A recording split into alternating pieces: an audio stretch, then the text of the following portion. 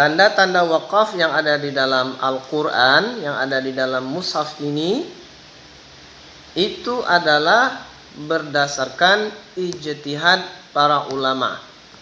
Maka oleh karena itu akan kita lihat antara satu cetakan dengan cetakan lain, bisa saja tanda wakafnya itu berbeda-beda, bahkan sangat berbeda. Cetakan standar Departemen Agama itu sangat berbeda tanda wakafnya dengan cetakan Timur Tengah, katakanlah cetakan Mesir atau cetakan Arab Saudi. Demikian juga akan berbeda dengan Al-Quran yang dicetak di India atau Pakistan. Maka oleh karena itu seorang hakim MTQ, terutama sekali hakim falsafah, yang mana di situ salah satu item penilaiannya adalah tentang wakaf dan ibtidah, harus memahami hal ini, harus memahami persoalan wakaf dan ibtidah ini.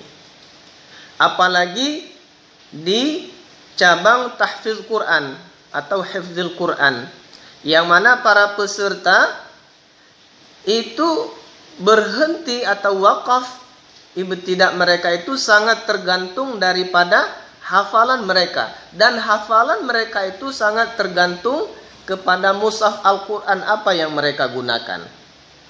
Kalau mereka ketika menghafal itu menggunakan mushaf cetakan Timur Tengah, maka dia akan berwakaf dan ibtidah berdasarkan itu.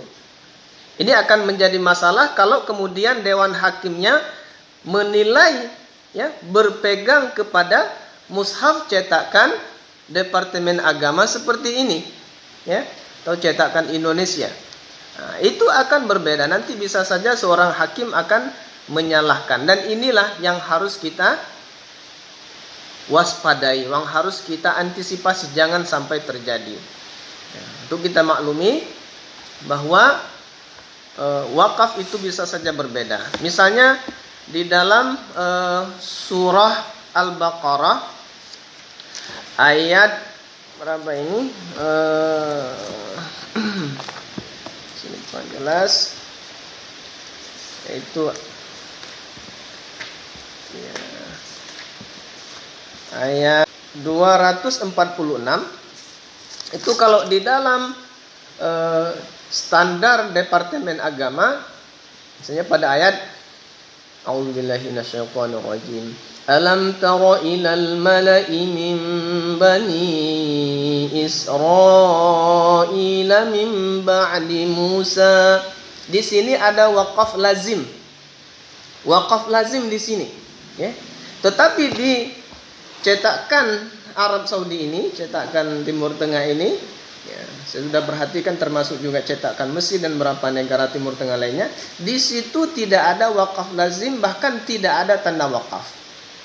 Nah, nanti jangan ketika ada peserta kita yang melanjutkan, misalnya alam tara ilal mala'i min bani Israil min ba'di Musa idh qalu linabiyyin lahum.